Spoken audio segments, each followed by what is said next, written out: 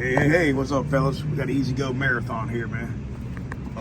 And the problem is when you give it full pedal, the car shuts off. So I'm gonna show you what to do. On your controller here, you got a black and white wire which plugs into this potentiometer. What you want to do is put your voltmeter on 20K, 20 ohms, and it should be 0 to 5 ohms. So what I'm gonna do is turn the key off, hit the gas.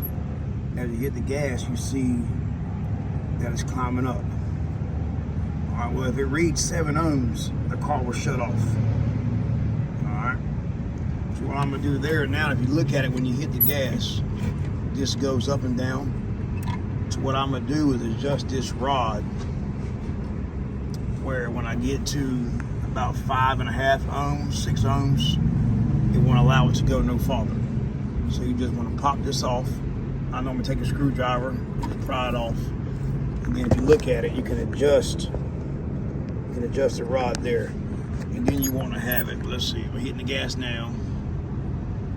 All right, I'm gonna stop it where you see I got that much pedal to travel. So I'm gonna stop it about right. I'm gonna stop it about right there, and then I'm gonna hook it back up.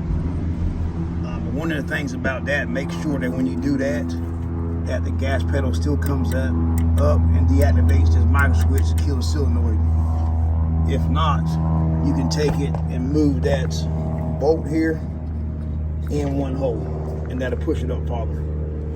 All right, man, stay tuned, man. I post more videos, man. This is the Easy Go Marathon, 1988. Oh, excuse me, 89 through 94, because it has a controller. All right, stay tuned, man.